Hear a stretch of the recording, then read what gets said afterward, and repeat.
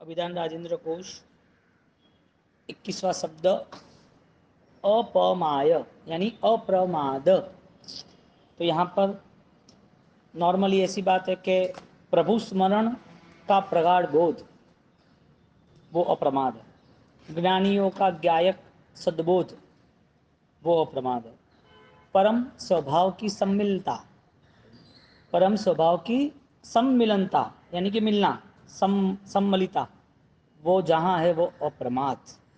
तो अप्रमाद क्या है? भेद दृष्टि है। अप्रमाद भेद दृष्टि है। जो जितना होशियार है वो व्यक्ति उतना ही चीज़ों को समझ सकता है जितना होशियार है। उसका एग्जाम्पल लेते हैं।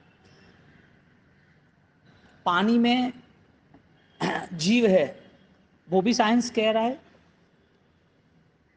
जल जीवन है वो भी साइंस कह रहा है, पानी की रक्षा करनी वो भी व्यवहार कह रहा है, जीवों की रक्षा इसके लिए पानी की रक्षा वो धर्म कह रहा है, मानवता की दृष्टि से पानी पाना वो कह रहा है। ये पानी के लिए सबकी अलग अलग दृष्टि है। लेकिन जो लोग पानी को जीवन मान रहे, पानी में जीव मान रहे हैं, पानी का उपयोग मान रहे, वो व्यक्ति पानी में से H2O हाइड्रोजन ऑक्सीजन अलग कर पाएगा? वो नहीं कर पाएगा। हाइड्रोजन ऑक्सीजन H2O जो पानी में जो पार्ट्स उनके हैं वो पार्टिकल साइंटिस्ट ही अलग कर सकता है। भेद कौन सा करता है? पानी में पानी को अलग कौन कर सकता है? पानी के स्वरूप में पानी की शक्ति है वो कौन पहचान सकता है? तो साइंस ने जब H2O अलग किया यानी कि पानी में H2O है तो उसके हिसाब से हाइड्रोजन और ऑक्सीजन वो कहाँ का यूज़ हो वो भी उन्होंने किया, जनरल आदमी नहीं कर सकता। तो यहाँ पर जैसे एक वैज्ञानिक समझदार व्यक्ति नहीं है, अपन अपने अप्रमाद का एग्जाम्पल है। हमें यहाँ तक जाना है कि जो जीव तत्व है उस जीव में अनंत ज्ञान है, लेकिन जो सामान्य ज्ञान है तो मिथ्यात्व को भी सामान्य ज्ञान तो कहेंगे, सम्यक दर्शन को भी सामान्य ज्ञान कहेंगे, देशवृत्ति को, अवृत्ति को, प्रमत अप्रमत अवस्था सामान्य ज्ञान यानी ज्ञानवान तो कहेंगे ना। तो ज्ञान की तरतमता बढ़ती जाती है। तो ज्ञान की तरतमता, ज्ञान का विकास उसकी मात्रा से, उसकी कैटेगरी से नहीं है, ज्ञान का विकास उसकी क्वालिटी से है। मेन बात अप्रमाद। तो अप्रमाद जो जीव है उसकी लाक्षणिकता है वो भेद करता है, इसके लिए यहाँ तक आया है। भेद नहीं कर सकता तो यहाँ तक नहीं आ सकता। और अप्रमाद ही सिद्धि का लक्षण है। जितना जागरूक, इतना बंधन मुक्त, जितना वो समझदार है, इतना विवेकी है, इतना वो भेद दृष्टि वाला है, यानी कि उसके जीवन में परम शांति का अनुभव है। ज्ञानी की जो दृष्टि थी उस ज्ञान की दृष्टि में वो जुड़ गया। दीपक एक ही जला हुआ था, हजारों दीपक दूसरे थे, जले हुए नहीं थे। संभावना है कि नहीं है जलने की? प्रकाश देने की संभावना है कि नहीं है? अंधेरा समाप्त करने की संभावना है कि नहीं है? किस में है? दीपक में। दीपक में सारी संभावनाएं, फिर भी वो दीपक कुछ भी नहीं कर सकता। क्यों? संभावना से कुछ नहीं होता है, उसे जलना पड़ता है। हर आत्मा में संभावना छिपी हुई है, तो संभावना से रिजल्ट नहीं मिलता है। संभावना से रिजल्ट मिलता है लेकिन पुरुषार्थ अधीन है, पुरुषार्थ परम करना पड़ेगा। तो जो अप्रमादी जीव है, अप्रमत्त है, जागरूक है, अलर्ट है, उसके लिए ये सिस्टम है कि उन्हें अपने अंदर रही हुई संभावना को प्रकट करने के लिए सारा पुरुषार्थ करना पड़ेगा। यहाँ पर अकलंक होने की प्रक्रिया, अप्रमद दशा की प्रक्रिया बता रहे। अतएव आत्मानो विशुद्धि विशोधना अकलंकत्वम, आत्मा की विशुद्धि को शोधने के लिए विशेष पुरुषार्थ करता है। किसको? आत्मा की विशुद्धि के लिए। आत्मा का स्वरूप पता है कि वो चैतन्यवंत है, परम शुद्ध है, निर्मल है ना आत्मा। पानी से भी निर्मल है, आग से, सोने से भी निर्मल है, अमृत से भी निर्मल है, अत्यंत निर्मल पवित्र आत्मा है। अगुरु लघु गुण से रहा हुआ है, अनंत ज्ञान है लेकिन अगुरु लघु भी है। तो ये सारी चीज़ों में उनकी खोज विशुद्धि की रही ना, तो वो विशुद्धि की खोज में उनका जो विकास है वो अप्रमद अवस्था से प्रारंभ होता है। सम्यक दर्शन तो है ही, लेकिन विशुद्धि का श्रेष्ठ स्तर चाहिए तो ये है। जैसे साइंटिस्ट को प्रयोग करना है, कोई चीज़ की खोजबीन करनी है, तो उसे उसके लिए 2 घंटा नहीं, 10 घंटा नहीं, 10 दिन नहीं, 12 12 महीने, 12 12 साल तक उसके पीछे पड़ जाता है। एक मंत्र साधक जो है, जो ज्ञान साधक है, तप साधक है, हमारे यहाँ 8 प्रभावक बताए ना, तो जो साधना का स्तर तय करता है, तो उसकी साधना की मात्रा तो बढ़ती है, समय तो बढ़ता है, संख्या तो बढ़ती है, लेकिन उसके साथ साथ इसकी विशुद्धि उपयोग और बढ़ता जाता है, क्योंकि उसकी खोज जो है वो आत्मा विशुद्धि की है। तो अप्रमत्त का लक्षण बताया, विशुद्धि विशोधना अकलंकत्व। अकलंक अवस्था जहाँ है उसकी खोज कहीं रुकेगी नहीं। एक भोग के बाद दूसरे भोग में वो खोज जारी होती है कि नहीं होती है? होती है। दूसरे भोग में संस्कार काम लगते हैं ना।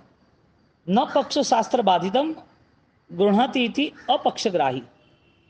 जो अप्रमत्त साधक है वो शास्त्र से बाधा हो, शास्त्र में कोई चीज बताई है उसके विरुद्ध वो नहीं चलता है, बाधित, उसको बाधा, शास्त्र बाधा है ऐसा नहीं करता है, लेकिन शास्त्र का यानी कि शुद्धि का पक्ष लेता है, और जो अपक्ष है, ग्रहण जैसा नहीं है, उसको त्याग करता है।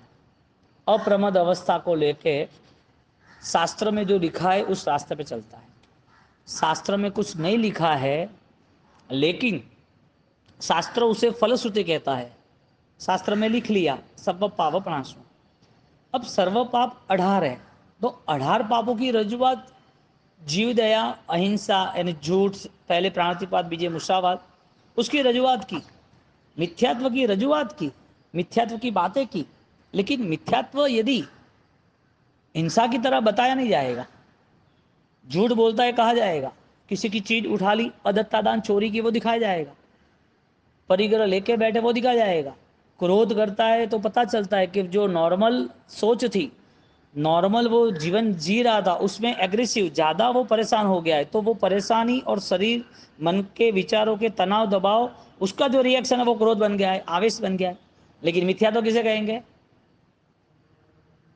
व्यवहारिक मिथ्या तो बता दिया कि ये धर्म विरुद्ध है, लेकिन यहाँ जब सर्व पापों का बाप मिथ्यात्व कहते हैं, तो वो शास्त्र में जो लिखा है उससे भी अधिक बल लगाकर उसको समझना पड़ेगा, और अधिक बल लगा के उसको निकालना भी पड़ेगा।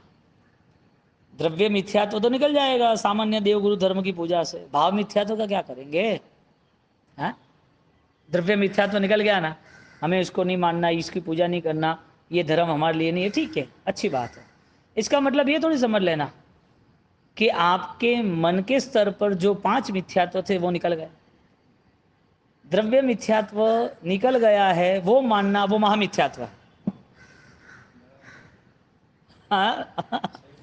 द्रव्य मिथ्यात्व निकल गया यानी कि क्रिया रुचि जीव क्रिया के अहंकार में वो अपने अंदर के कसायों को छोड़ नहीं सकता है। क्रिया का भी कसाय, क्रिया का भी लोभ, क्रिया के बाद माया आगे पीछे, तो क्रिया के साथ छिपी हुई जो भी दोष दृष्टि है, उस दोष दृष्टि को समाप्त करना वो अप्रमत्त अवस्था ही, अप्रमत्त साधक ही कर सकता है। वेदों को गलत नहीं बताया, बताया नहीं, वेदों का अर्थ गलत समझा बताया, वो क्या के आपने ये अर्थ को मिथ्यात्व बोल देते हैं। साहब अपन को सर्व का स्वीकार बताया है ज्ञानियों ने, मिथ्या अवस्था में भी उसकी आत्मा देखनी है, आत्मा देखना, बाहरी रूप नहीं देखना है। कोई व्यक्ति कितनी बड़ी हिंसा कर रहा है, कितना वो झूठ, तो नहीं नहीं, मजे की बात, आप उनकी आत्मा देखोगे तो करुणा दृष्टि से आप उनको कुछ कह सकोगे, आपको उनका विरोध होगा तो आपके अंदर जो द्वेष जगह है, क्लेश द्वेष जगह है, उस द्वेष से आप कैसे लाइन अप करोगे? सव्वे जीवा अनंत सो, अनंत अनंत जीव है, तुम्हें किसी के प्रति क्योंकि उसके व्यवहार में यदि तुम उलझ गए, वो कौन है, क्या कर रहा है, तो उसका व्यवहार में उलझना मतलब कि वो जो कर रहा है उसको तुम आमंत्रण दे रहे हो, वो गलत है। यानी उनकी जो गलतियां है वो सीधी तुम्हारे जीवन में प्रवेश कर जाएगी।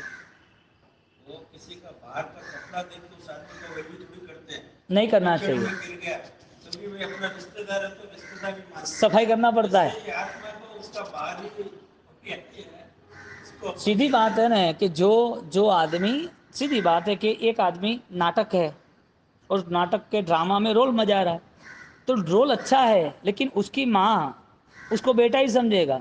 वो चाहे वो जॉकर का रोल निभाए या कोई हीरो का रोल निभाए या फिर कोई नाचने वाले का रोल निभाए, वो कैसे भी रोल निभाए, उसकी माँ को तो पता है ना क्या है, ये मेरा बेटा है। इसी तरह सर्व जीवों को अपने तरह, अपन ने कल ही बात की ना, सभी जीवा न मरिच्छुम, कोई दुख नहीं चाहता है, सुखी चाहता है। तो जिसका जो स्वरूप है वो तो स्वीकारना पड़ेगा। माँ अपने बेटे को स्वीकारती है, कुछ अलग रोल देखती है तो उसका विरोध नहीं करती है। तो कोई व्यक्ति जो है वो अपने जीवन में क्या कर रहा है वो बड़ी बात नहीं है, उसे हमें आत्मा के हिसाब से स्वीकारना है। और जब आत्मा की दृष्टि से स्वीकार करेंगे तो उसके प्रति करुणा आएगी आएगी। भगवान को कैसे स्वीकारना, मूर्ति रूप स्वीकारना कि केवल ज्ञानी रूप स्वीकारना। यदि उस आत्मा को तुम स्वीकार सकते हो, समझो साधु भगवान दे, तो तुम्हारे सामने हम बैठे, हाँ हमने वेश ग्रहण किया है, आपने नहीं किया है, तो वेश ग्रहण किया वो परमात्मा की अच्छी बात है, लेकिन उस वेश के अनुरूप वापिस आराधना हो रही है, ऐसे आत्मा की पूजना है। तो वेश उपकारी है, लेकिन उस वेश के साथ जुड़ा हुआ आराधना का बल जो है आत्मलक्ष्य है, वो आत्मा करुणा संपन्न की दृष्टि से हमें देखना चाहिए। तो जगत में कोई भी जीव है, भगवान को भी हमें भगवान तुल्य देखेंगे तो ही भक्ति का लाभ मिलेगा। गुरु है तो गुरु को उपकार की दृष्टि से देखेंगे तो ही भक्ति का लाभ मिलेगा। धर्म क्रिया है वो पापकारी है, दोष क्षयकारी है, उस हिसाब से करेंगे कि भाई ये तो उपकारी है, मेरे दोष समाप्त करेंगे, हो ये क्रिया करने से मुझे जीव दया का अभयदान का लाभ मिलेगा, इस क्रिया से मेरे आत्मा को उपकार होगा। वो क्रिया की जो रुचि है ना, वो रुचि आप मालिक बन जाओगे। क्रिया करनी थोड़ी है, खाली खाली भगवान की पूजा थोड़ी करनी है। सिर्फ गुरु मिल गए, मथन वंदामिन शोभा यात्रा में आ गए, ने हमें कोई लाभ देना है, ने कोई बहरा दिया, हमें भक्ति की, तो उस हिसाब से थोड़ी देखना है। जो भी सदगुरु है, गुरु पदाधीन है, उपकारी है, उसको अपनाने के लिए उस दृष्टि में जाना पड़ेगा। अप्रमत्त अवस्था अपनानी है तो अप्रमत्त दृष्टि का विकास करना पड़ेगा। आत्मा दिखेगा तो विशुद्धि देखेगी, क्योंकि आत्मा का स्वरूप विशुद्धि है, आत्मा का स्वरूप विशुद्धि है। तो जहां पर शास्त्र बाधित वो कुछ नहीं करता है। आगे उसका एक स्टेटमेंट आता है, जबरदस्त आता है, पराक्रमितव्य स, पराक्रमितव्य स, पराक्रमितव्यम शक्तिक्षय अपि तत् पालन पराक्रम उत्साह अतिरेक विधेय। पालने पराक्रमे उत्साह अतिरेक विधेय। जो पालन कर रहा है, द्रव्य पालन और फिर भाव पालन, उस पालन में शक्ति क्षय अपी, इतनी ताकत लगा देता है, इतनी ताकत लगा देता है कि उस ताकत के अंदर, ताकत लगाने के साथ उत्साह जो है, आनंद जो है, अतिरेक मर्यादा के बाहर चला जाता है। तुम जिस अप्रमत्त अवस्था को चुनना चाहते हो, उस अप्रमत्त अवस्था का एग्जाम्पल है कि आप 18 घंटे 19 घंटे 20 घंटे ऐसा काम करो, शरीर टूट जाए, बस अब तो सोना ही है, अब शरीर काम नहीं करेगा। वो कौन करेगा? उत्साही, जिसके पास शक्ति है वो करेगा, जिसको पराक्रम करना है वो करेगा। तो शरीर पे इतना लोड देता है काम का कि लास्ट में उसको हर 10 सेकंड में तो नींद आ जाती है, सोया हुआ शरीर इतना दर्द से पुकार रहा है, बस अब नहीं होगा। ये कौन करेगा? जिसको पुरुषार्थ करना है, लक्ष्य जिसका है, जिसको कुछ पाना है, तो शरीर के दर्द को चरम सीमा पे ले जाता है। शरीर के दर्द को चरम सीमा पे, जितना दर्द हो ले लेंगे। ये मैराथन जो दौड़ रहे, जो स्पोर्ट्स का हर साल या हर 2-3 साल में हर देश में आता है स्पोर्ट्स का पूरा टीम सीजन, तो वो लोग कितने प्रैक्टिस करते हैं, कितनी मेहनत करते हैं, 6-6 8-8 घंटा जिम कसरत, कितना ध्यान रखते हैं भाई हमें पीछे नहीं रहना। और जब वो दौड़ लगाते हैं, मैराथन, स्विमिंग पूल की लगाते हैं, कोई भी रेस लगाते हैं, जान की बाजी लगा देते हैं। क्या कि 6 महीने की प्रैक्टिस सिर्फ गोल्ड मेडल के लिए, जीतना है। तो शरीर के ऊपर इतनी प्रोसेस होती है, शरीर के ऊपर इतनी दर्दनाक वेदनाएं होती है, फिर भी उसका लक्ष्य इतना ताकतवर है कि सब वेदनाओं को भूल जाता है, और ज़्यादा और ज़्यादा और ज़्यादा। इसी तरह जो प्रमत्त अवस्था है, क्या लिखा है यहाँ पर, पराक्रमितव्यम शक्ति क्षय अपी। पराक्रम ऐसा करता है कि एक शक्ति लगा देता है सारी की सारी, उससे भी शक्ति होते छते, शक्ति क्षय होने के बाद भी, शक्ति समाप्त होने के बाद भी पालने पराक्रम में उत्साह अतिरेक, शरीर की शक्ति गई, अब उत्साह भी उसका इतना आगे चला जाता है कि हर बार उसका लेवल, उसकी डिग्री बढ़ती जाती है हर बार। एक ऐसी बात है कि भाई छोटे बच्चे को कोई भोजन पसंद आता है तो ज़्यादा खाता है, मदर बोलती है नहीं इतना नहीं खाना, अरे मुझे चाहिए ही चाहिए, उसे बाद में परेशानी होगी, उसकी लिमिट है 2 रोटी की। अब वो बोलेगा नहीं तो आम रस है तो मैं 5 मैं 7 6 लूँगा, तो मना बोलती है मम्मी, क्यों, शक्ति थी 2 रोटी की तो 6 रोटी कैसे खाई बेटे, 8 रोटी कैसे खाई, उत्साह अच्छा है खाना है।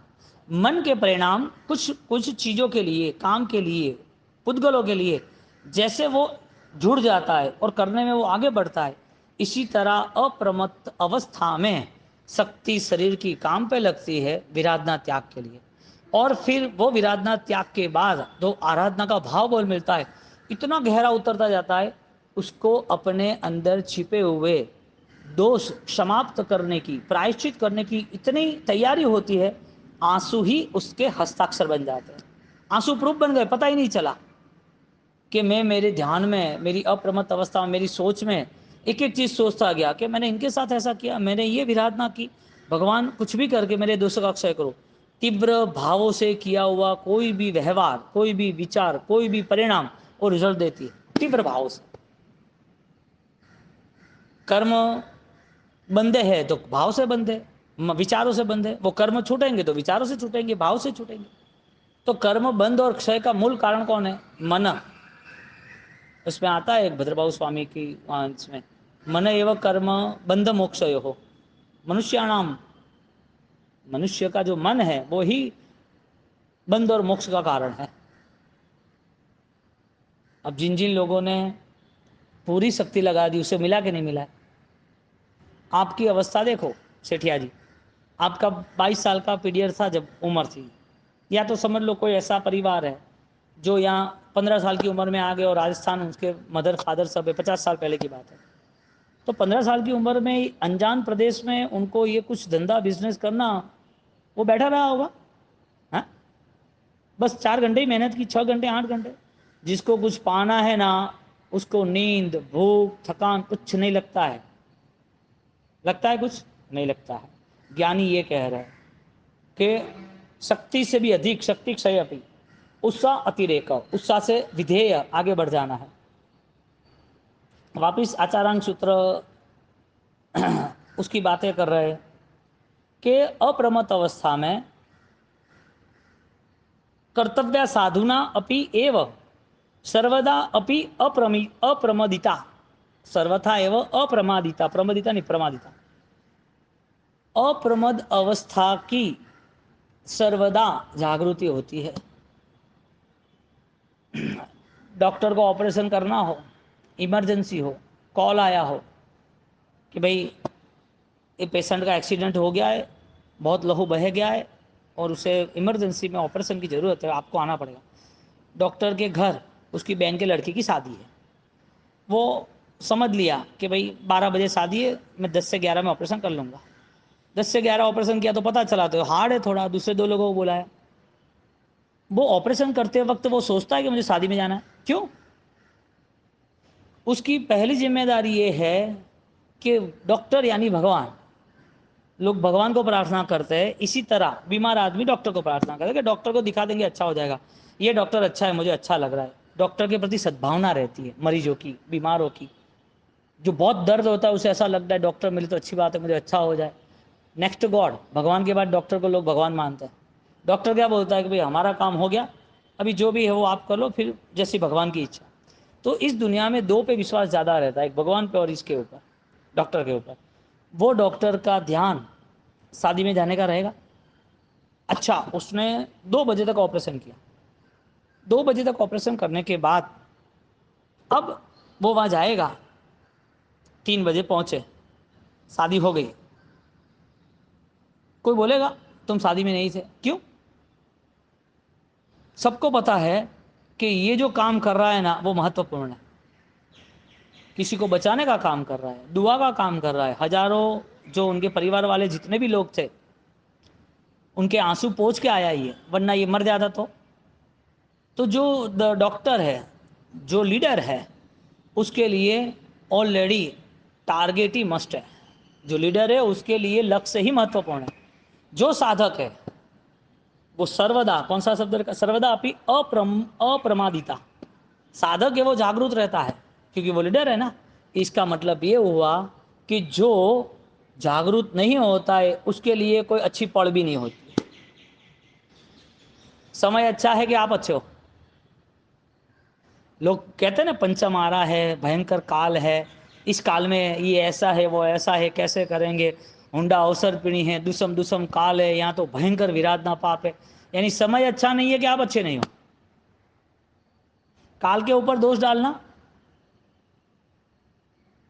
लोग, हाँ, समय की बात ही नहीं आती। साधक यानी कि सर्वदा अपि अप्रमादा कर्तव्य साधुना अपि, एक कर्तव्य निभाते हैं।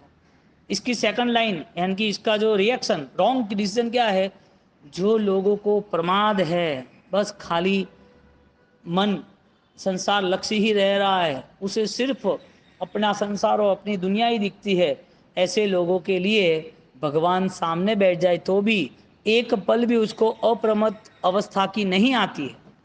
उसे अच्छे से अच्छे गुरु भगवंत का योग भी मिल जाए, श्रेष्ठ क्रिया करने वाला मिल जाए या श्रेष्ठ क्रिया खुद कर ले, फिर भी उसकी जागृति नहीं है, इसके लिए उसके परिणाम में बदलाव नहीं आ सकता। अप्रमत्त अवस्था और जागृति वो दोनों साथ में। तो अप्रमत्त अवस्था तो निरंतर होती है, और निरंतर नहीं है तो इसका मतलब उसका जीवन दोषवान है, दोषी है। दोष हर बार रिएक्शन लाता है, हर बार। ये भोजन ऐसा क्यों बना, ये आदमी ऐसा क्यों है, ये ऐसा क्यों करता है, दोष। अरे तुम इतने बड़े सपने देख रहे हो, छोटी चीज में चलो जाओगे तो सपने की जो रेंज है वो खत्म हो जाएगी। अप्रमत्त अवस्था वो एक आत्मानुभूति, आत्मार्थ, ज्ञातार्थ, गीतार्थ, वो स्थिति है। उस स्थिति में तुम्हें रहना है, और उस स्थिति में रहने के लिए तुम्हारा कॉन्सेप्ट, तुम्हारा कॉन्शियस एक्टिवनेस रहना चाहिए, कंटिन्यूटी। तो वो जो एक्टिवनेस है उसको ये छोटी बातों पे ध्यान ही नहीं देना है। और जिनने छोटी बातों पे ध्यान दिया तो इसका मतलब ये हुआ कि वो लेवल से बाहर निकल गया। कोई आदमी जनरल मैच, फाइनल, सेमीफाइनल ऐसी मैच तो वो उस रेंज में कैसे आता है? Business class ticket, normal ticket, वो क्लास किसने तय किया? आपने जो पेमेंट दिया है उस हिसाब से आपको मिलेगी। आपने पेमेंट दिया कि भाई मेरा बिजनेस क्लास का टिकट चाहिए, प्रीमियम टिकट चाहिए, तो आपको वो मिलेगी। आप डालो 20,000 रुपये। आप भाई 2,000 डालते हो, 1,000 डालते हो, तो जाओ बस में जाओ, ट्रेन में जाओ, जनरल डब्बे में जाओ। लेवल मैनेज करना है यदि आप एक्टिव हो तो। अप्रमत्त अवस्था में लेवल मेंटेन होता है। कौन सा लेवल? दोषक्षय, जो भूतकाल में अनंती बार हो चुका है, हर बार करते आए हैं, और वही नेचर नहीं बदलना है, तो फिर अप्रमत्त क्या हुआ? यानी कि स्वभाव परिवर्तन। वो सबसे बड़ी चैलेंज, सबसे बड़ा चुनाव है कि मेरा स्वभाव स्थिर बना के नहीं बना। मैं शरीर नहीं हूँ, मैं आत्मा हूँ। मेरी नित्यता है, शाश्वतता है।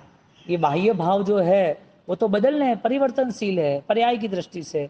तो जो मेरा अधिकार नहीं है वो मैं क्यों संभालूं, उसमें क्यों जाऊं? ये स्थिति आ गई ना, सबके प्रति स्नेह आ जाएगा, मजा आ जाएगा। तुम्हारा हर व्यवहार किसी के प्रति उपकार का, प्रेम का, स्नेह का, करुणा का ही रहेगा, किसी के भी प्रति।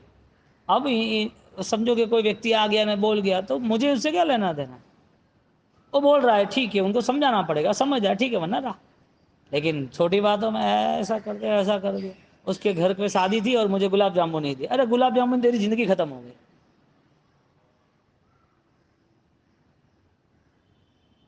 हम ट्रैवल्स में हम साथ में जाते थे, मैं ये सीट में बैठा था, वो सीट में बैठ गया, हमारे लिए ये रूम थी, उसमें ये रूम में आ गए, उसने बंद कर दिया, हमें आने नहीं देना।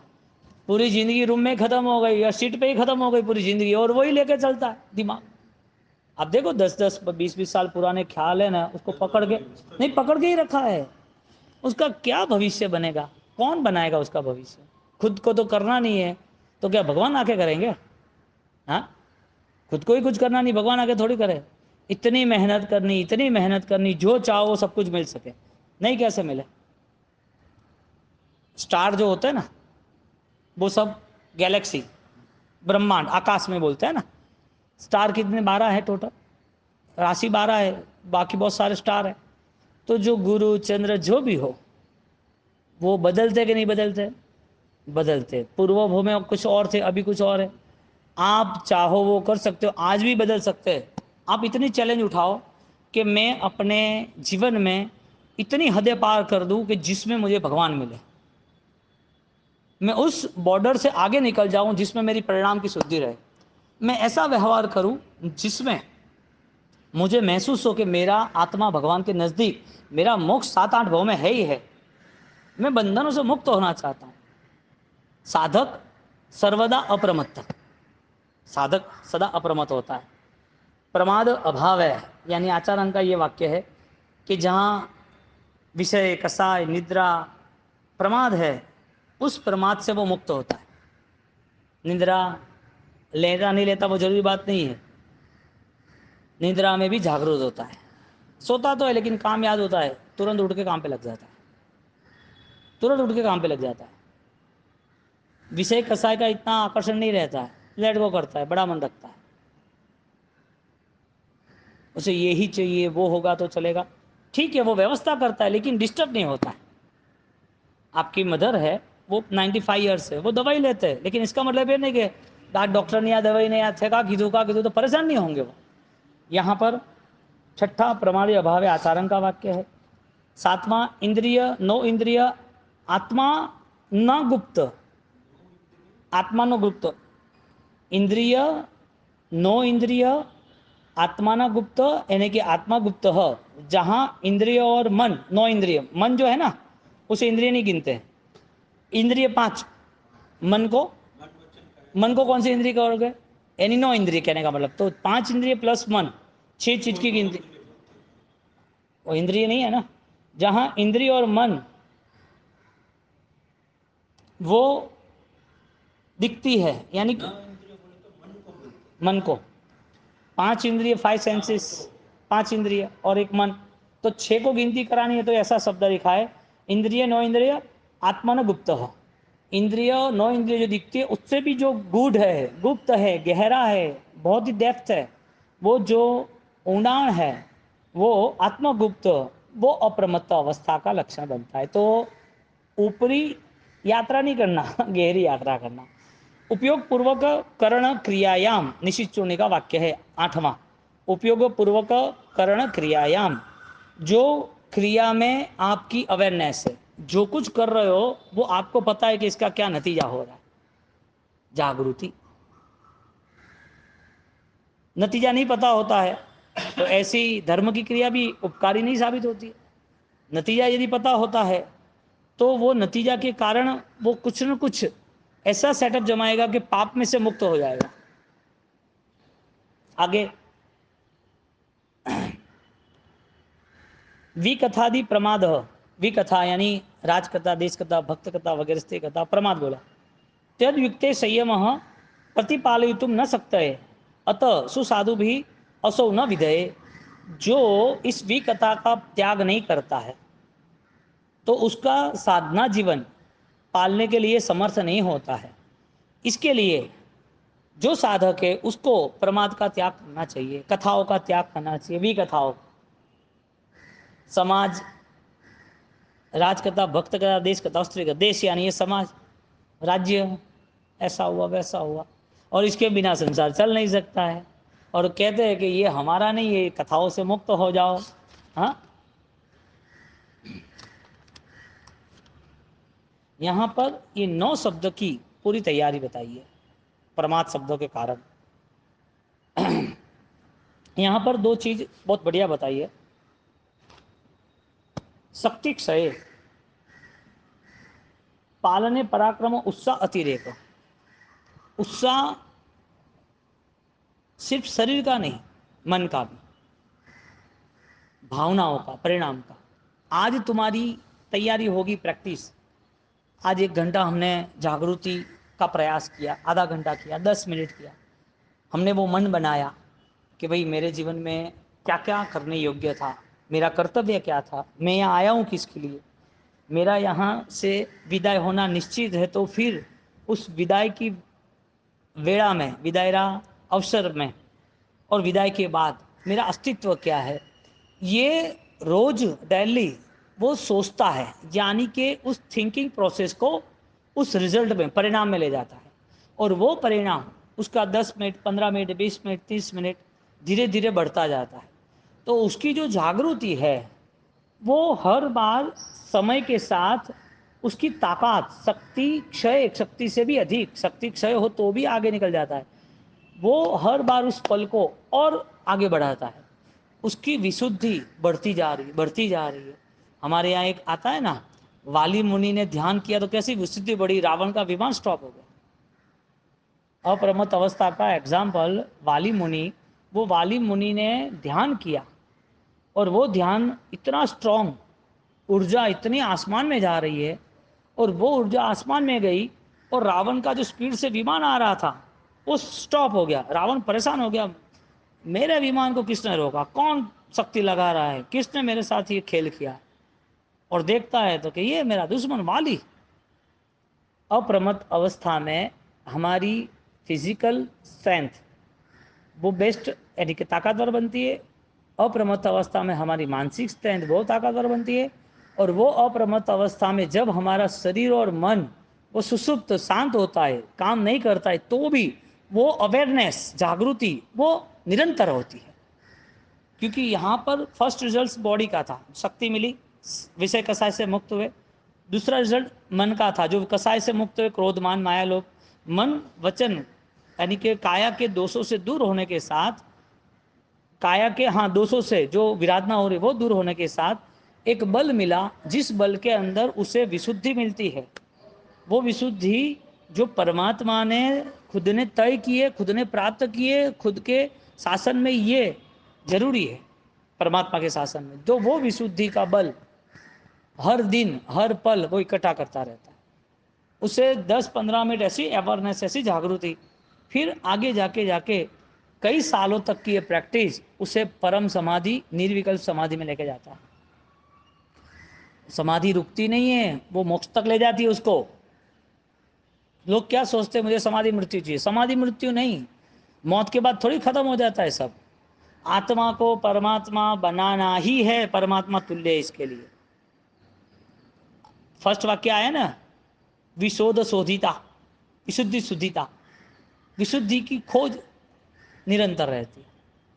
अब ये परिस्थिति में जो साधक इंद्रिय, नौ इंद्रिय हैं, शरीर, मन, शरीर के विषय, मन का कसाय, विषय कसाय से मुक्त होने के बाद उसकी आंतरिक स्थिति का वो राजा बन जाता है। ये नेचर, यानी ये प्रैक्टिस, ये परिणाम की धारा उसे हर इजी व्यवहार में ले जाता है, हर इजी नॉर्मल व्यवहार में। वो पता लग जाता है कि मुझे कैसे क्या करना। रिएक्शन की तो बात ही नहीं आती है। जो रिएक्शन वाला है ना, सब वो मानव जीवन में वापस आने वाला नहीं है, सीधी बात है। साधना के योग्य ही नहीं है। साधना की सबसे बड़ी, ऑलरेडी उसने विराधना की, साधना को उसने अपने हिसाब से तोड़ मरोड़ कर दिया। अब उसके योग्य थोड़ी बनेगा वो। साधना के लिए शरीर चाहिए, मन चाहिए, अनुकूलता चाहिए, उसके हिसाब से आधार चाहिए। अब साधना को वो समझ नहीं सकता है, वो साधना का अधिकारी नहीं बन सकता है। साधना के लिए मानव जीवन चाहिए, मानव जीवन ही नहीं मिलेगा। अप्रमद योग उसको वो सही ढंग से अपना नहीं पाया, इसका ये नुकसान है। तो ये जो परिस्थिति है प्रमाद अवस्था की, वो प्रमत्त, अप्रमत्त अवस्था, जागृत अवस्था, वो जागृत अवस्था को हमें प्राप्त करना